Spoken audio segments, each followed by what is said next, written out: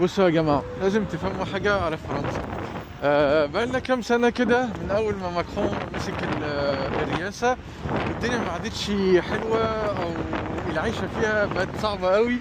ففي ناس كتير قوي من ضمنهم فرنساويين ومن ضمنهم أنا سابوا البلد.